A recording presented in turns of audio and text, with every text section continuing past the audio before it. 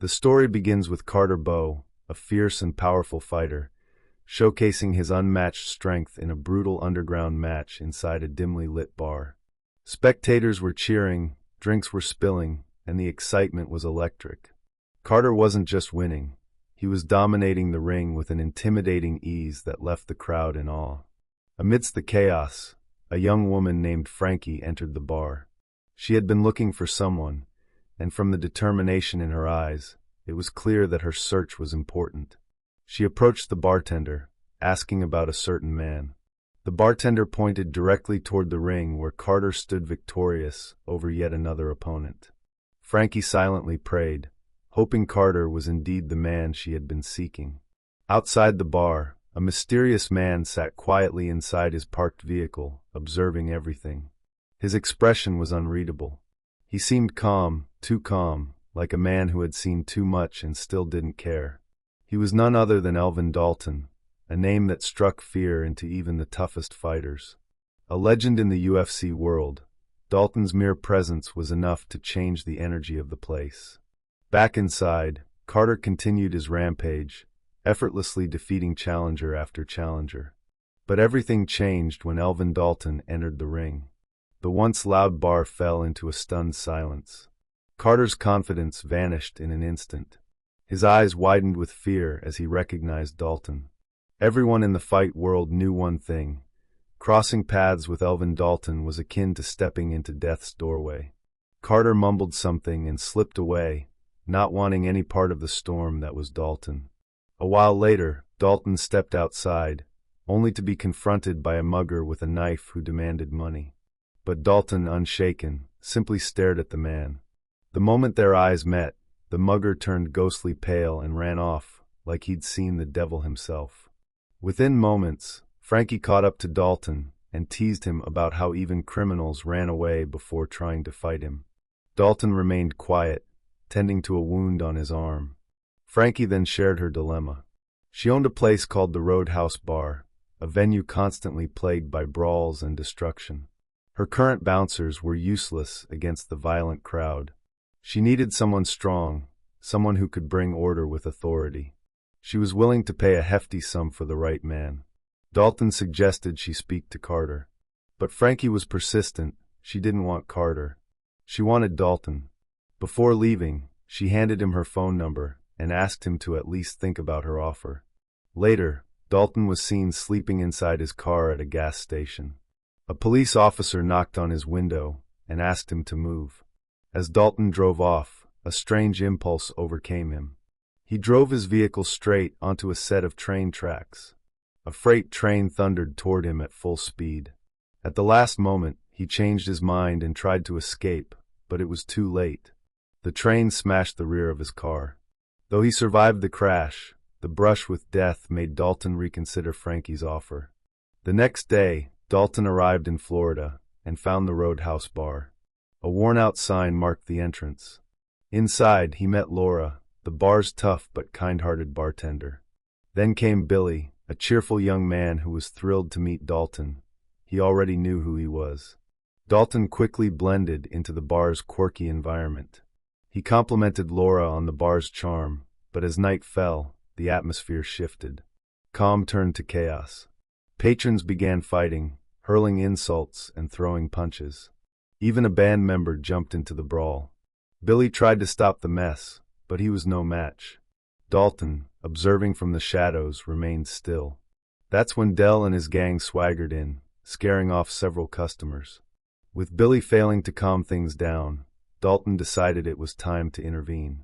He calmly walked toward Dell and requested a private word. Dell ignored him. Unfazed, Dalton walked over to their motorcycles and began examining them. Alarmed, Dell's crew followed him. Dell challenged Dalton to a fight, and Dalton warned them to leave peacefully. But Dell refused. The warning expired. Dalton exploded into action. He took down Dell and his thugs with precision and force, breaking bones like twigs. After the dust settled, he calmly loaded the injured men into Frankie's car and drove them to the hospital. As he stepped outside the hospital, Dr. Ellie confronted him. She was furious, clearly tired of the endless violence in town. She declared her intent to inform the police. Dalton chuckled, telling her if the police ever cared, the town wouldn't be like this. That honest cynicism calmed Ellie, and she quietly bandaged his wound. When Dalton returned to the roadhouse, Frankie handed him payment for his hard work. That night, while asleep, Dalton dreamt of his old UFC days. Painful memories of the ring haunted him. Time passed. Dalton began forming bonds in this new town. One new friend was Charlie, a bright young woman running her late mother's bookstore. Charlie was continuing her mother's legacy, while her father worked 2 jobs to support them. Elsewhere, 2 smugglers named Roy and John were aboard a ship with their boss Ben. News had reached Ben that Dell and his goons were beaten badly by a new bouncer. Enraged, Ben vowed to destroy the roadhouse. Back at the bar, new trouble arose. A group of drunk teens began causing chaos again. Dalton asked Billy to handle them and warned him about one man who had a knife. Billy, following Dalton's training, stood his ground. When things escalated, Dalton stepped in and protected him. Billy was improving, Laura noticed and smiled proudly. Later, Dalton spoke with a boy named Reef, a local boxer. Dalton invited him to team up with Billy. Together, they protected the roadhouse from any threats.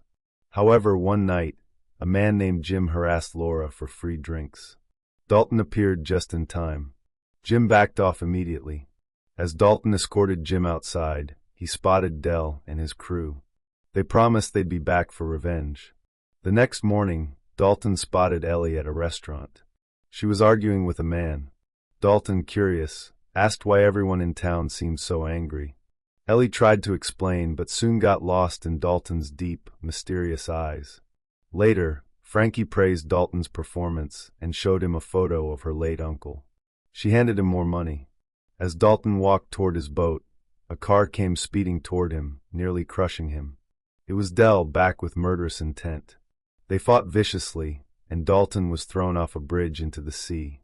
He barely made it back to his boat, only to find Dell waiting with a gun. They clashed again, but this time Dalton overpowered him.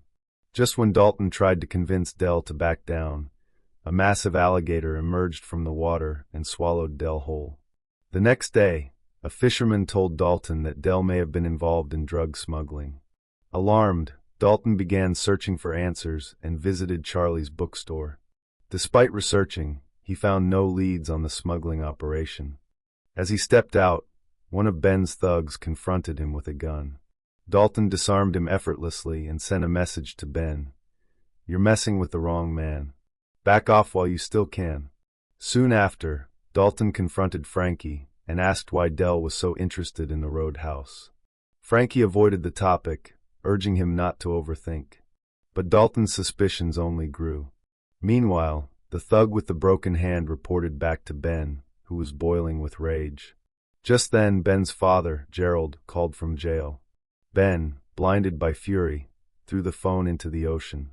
On the other side of town, Knox, a quirky man who was caught cheating by his girlfriend's husband, received a call from Gerald. He was given a secret assignment. Knox agreed eagerly and began heading out to help Ben. Meanwhile, Ellie surprised Dalton by arriving in a police boat. She took him to a secluded island. As they sipped cold drinks, Ellie tried to get Dalton to open up about his past. Dalton refused, warning her not to waste time on him. But Ellie insisted. She had researched him and knew more than he realized. They grew close. Knox soon arrived at Gerald's mansion, where Dell's friends had gathered. Ben showed up too. Without warning, Knox punched Ben square in the face, on Gerald's command. Ben understood and begged for time to fix things. Ellie dropped Dalton back at the mainland. As she left, she saw 2 officers arresting Dalton. One of them was Sheriff Cole, who secretly worked for Ben. Cole tried to intimidate Dalton, but Dalton remained fearless. Cole ordered his men to drag Dalton outside and end things for good. But just then, Ellie returned.